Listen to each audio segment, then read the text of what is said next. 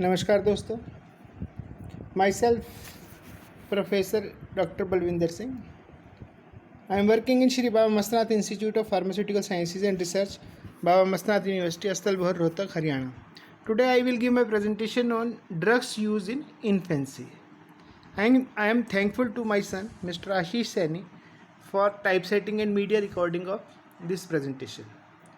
हम बात कर रहे हैं drugs use in infancy.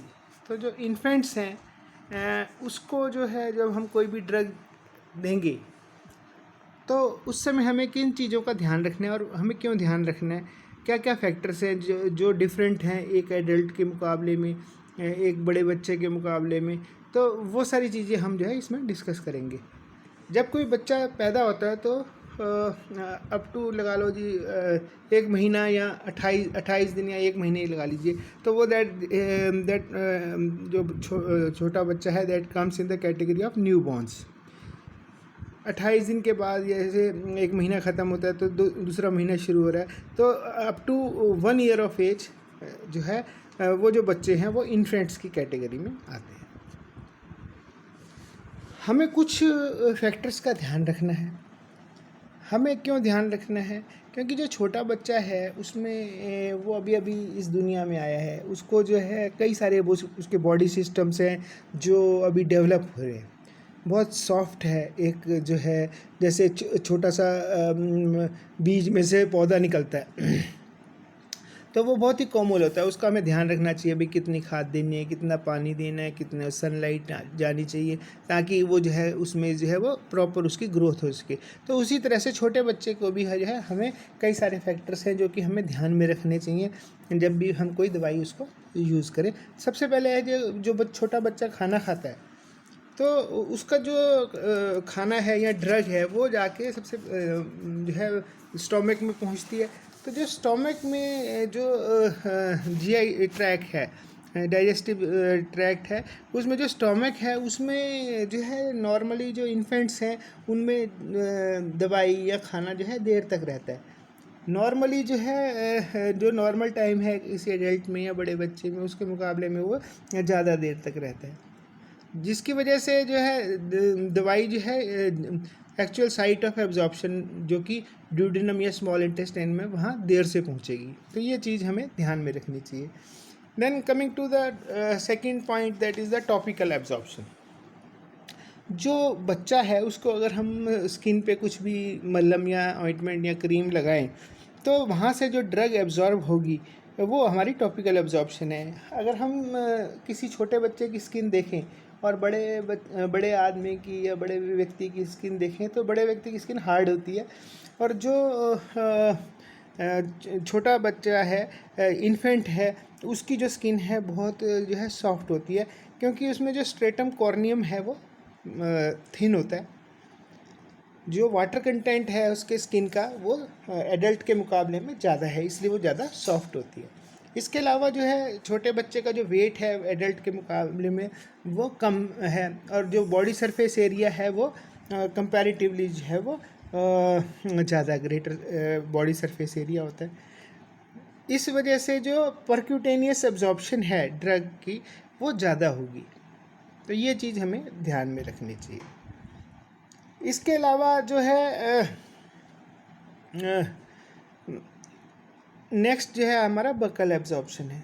Buckle absorption मतलब कि कोई भी दवाई जैसे अगर हम देते हैं तो कुछ दवाइयां हैं जो कि नोज़िया वगैरह कर सकती हैं, तो उस केस में अगर हम उसको मीठा करके और उसको जो है हम उसकी जो है जैसे एक छोटा बच्चा लॉलीपॉप चूसता है तो उस तरह से जो है उसको अगर हम ऐसी मुंह में घुलने वाली दवाई बना सकें तो वो वाली जो एब्जॉर्प्शन है वहाँ से भी, क्योंकि ब्लड सर्कुलेशन अंदर मुंह के अंदर ज़्यादा होता है तो वहाँ से बकल एब्जॉर्प्शन विल भी फास्टर भी होगा और जो है ज़्यादा भी होगा। मतलब accordingly we can think of this buccal absorption. Next है अपना जो एब्जॉर्प्शन का तरीका है जो ड्रग हम दे सकते हैं दैट इज़ द इंट्रानेज़ल एब्जॉर्प्शन। हम किसी ड्रग को नेज़ल ड्रॉप्स या नेज़ल स्प्रे के रूप में यूज़ कर सकते हैं जिससे कि वो नाक के रास्ते जो है वो एब्जॉर्प्शन ब्लड में जा सकता है। तो then next is the intramuscular absorption. जो इंट्रामस्कुलर एब्जॉर्प्शन है वो छोटे बच्चों में फास्टर रहता है, क्योंकि जो मसल्स के अंदर जो ब्लड फ्लो है वो बेटर है, फास्टर है इन इन्फेंट्स। लेकिन यहाँ पे दिक्कत आती है इंट्रामस्कुलर में, क्योंकि जो नीडल है वो चुभेगी तो उसमें पेनफुल रहता है इंट्रामस्कुलर, तो वो पॉइंट थोड़ा सा लिमिटिंग फैक्टर रहता है। देन छोटे बच्चों में जैसे अगर कोई ड्रग है वो नोजिया वॉमिटिंग वगैरह का दिक्कत आती है एब्जॉर्प्शन में, तो we can go for the rectal route, we can use the suppositories for rectal absorption of the drug. Now coming to the second aspect, भाई पेशेंट को हमने ड्रग दे दी, अब हमें और किन चीज़ों का ध्यान रखना चाहिए। जब ड्रग एब्जॉर्ब होगी तो वो हमारी बॉडी में डिस्ट्रीब्यूट होगी। अब जो छोटा बच्चा है उसमें नॉर्मली जैसे कोई भी ड्रग जो है वो एब्जॉर्प्शन के बाद जब बॉडी में डिस्ट्रीब्यूट होती है तो most of the drugs they bind to the plasma proteins. लेकिन जो छोटा बच्चा है, इन्फेंट है, उसमें जो है देर इज़ जो प्लाज्मा प्रोटीन्स हैं वो कम होते हैं। जैसे प्लाज्मा प्रोटीन्स में हमारे आते हैं ग्लोबुलिन है, एल्ब्यूमिन है, इसके कंटेंट जो है वो कम होता है, जिसकी वजह से जो है देर इन्फेंट्स में प्लाज्मा प्रोटीन बाइंडिंग जो है वो कम होती है, तो ज़्यादा ड्रग जो है ब्लड में अवेलेबल रहेगी फॉर थेरेप्यूटिक एक्शन। ये पॉइंट हमें देखना चाहिए। इसके अलावा जो नॉर्मली एक एडल्ट है उसमें उसकी बॉडी में जो है 60-70% वाटर कंटेंट रहता है, लेकिन जो बच्चा है वो उसमें जो है वाटर कंटेंट, क्योंकि जैसे अभी हम डिस्कस कर रहे थे कि भाई उसकी स्किन सॉफ्ट है या वैसे भी सॉफ्ट है, तो जो वाटर कंटेंट है वो एडल्ट के मुकाबले में ज़्यादा रहता है, जिसकी वजह से जो ड्रग्स हैं, जो वाटर सॉल्युबल ड्रग्स हैं, वो एक्स्ट्रा सेलुलर फ्लूइड में उसकी कंसनट्रेशन ज़्यादा हो सकती है। सिमिलरली जो है डिस्ट्रीब्यूशन में हमारा एक आता है ब्लड ब्रेन बैरियर को क्रॉस करके, जैसे कुछ ड्रग्स जो है वो हमारे सेंट्रल इफेक्ट दिखाती है, साइड इफ़ेक्ट्स आ जाते हैं या उसके जो है एक्टिविटी रहती है। तो जो छोटा बच्चा है, इन्फेंट्स है, उसमें जो है ब्लड ब्रेन जो बैरियर है वो डेवलप हो रहा होता है, डेवलपमेंटल स्टेज में होता है, इसलिए जो है ये चीज़ हमें कंसिडर करनी चाहिए। Then coming to the metabolism, अब जैसे ड्रग डिस्ट्रीब्यूट हो गई, बॉडी में सर्कुलेट हो गई, अपना थेरेप्यूटिक इफेक्ट दिखा रही है, या फर्स्ट पास से जो है वो लीवर में गई मेटाबॉलिज्म के लिए, तो जो छोटा बच्चा है, इन्फेंट है, उसमें जो हमारा लीवर के अंदर जो एंजाइम सिस्टम है वो पूरी तरह से डेवलप नहीं होता, या तो होता ही नहीं, अभी शुरू ही नहीं होता, या जो है पूरी तरह से डेवलप नहीं होता, जिसकी वजह से देयर विल बी डिक्रीज्ड जो है हेपेटिक मेटाबॉलिज्म होता है। तो इस तरह से जो है हमें ध्यान रखना चाहिए कि जो मेटाबॉलिज्म में जो है जो एंजाइम सिस्टम है वो जो है अफेक्ट करेगा मेटाबॉलिज्म के ऊपर। लास्ट जो है हमारा एलिमिनेशन ऑफ ड्रग्स। अब जो है ड्रग अपनी मेटाबोलाइज भी होगी, अब जो है जो एलिमिनेशन है, एलिमिनेशन में भी वही दिक्कत है, क्योंकि ग्रोइंग स्टेज है इन्फेंट्स की, जो किडनी के फंक्शंस हैं वो पूरी तरह से डेवलप नहीं होते। किडनी का मेन फंक्शन है हमारा, जैसे यूरिन फॉर्मेशन है, तो उसमें 3 स्टेप्स होते हैं। ब्लड फिल्ट्रेशन होता है नेफ्रॉन में, रीअब्जॉर्प्शन होता है जो फिल्टर हो गया है, मिनरल्स हैं, वाटर है या ड्रग्स हैं जो बॉडी को चाहिए वो रीअब्जॉर्ब हो जाती है, और कुछ जो ड्रग्स जो रीअब्जॉर्ब होनी चाहिए थी नहीं हुई और वो सिक्रीट होती हैं, वो रीअब्जॉर्ब होगी with the use of energy, और कुछ ड्रग्स जो बॉडी को नहीं चाहिए लेकिन रीअब्जॉर्ब होगी वो बॉडी से बाहर, they will thrown out of the blood in the urine with the process secretion.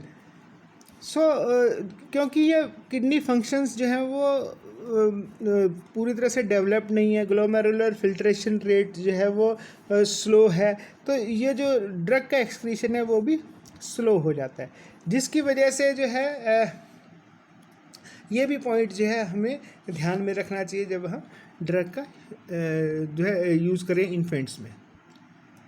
इसके बाद कुछ मिसलेनियस फैक्टर्स हैं, जैसे कि सोशल स्टेटस है। सोशल स्टेटस में हमारा कहने का मतलब उसका ये है कि एक इकोनॉमिक स्टेटस की हम बात करने की, बड़ी बेसिकली हम बात करें न्यूट्रिशनल स्टेटस की।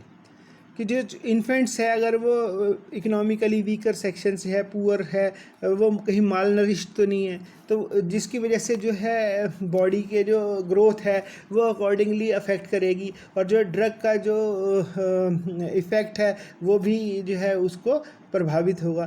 तो जो हेल्थ कंडीशन है वो इन्फेंट्स की वो भी जो है हमें देखनी पड़ती है जब हम ड्रग्स यूज़ करें इन्फेंट्स में। देर इज़ एन अनदर जो है, इट इज़ नॉट डायरेक्ट लेकिन इनडायरेक्टली अफेक्टिंग कि उस बच्चे की मदर्स की हेल्थ कंडीशन क्या है। क्योंकि जैसे इन्फेंट है तो छोटे बच्चे को रिकमेंड किया जाता है भाई 6 महीने से 1 साल तक जो है वो मदर्स मिल्क जो है फीड ले, तो उसका जो सोर्स ऑफ फूड है दैट इज़ 6 महीने तक तो प्योरली जो है वो मदर मिल्क होना चाहिए। उसके बाद जो है दूसरा एडिशनल चीज़ें होती है, तो वो जो मदर की हेल्थ कंडीशन है वो भी indirectly contributes to the you can say miscellaneous factors जो कि हमें कंसिडर करना चाहिए in the use of drugs in infants. So that's all about the topic drugs used in infancy. I am thankful to you for listening patiently to my presentation, and I once again thankful to my son Mr. Ashish Sani for typesetting and video recording of this presentation. In case you want to ask some questions or any query is there, you can contact me on mobile number given in this slide, as well as email ID is given. Thank you very much. Good day.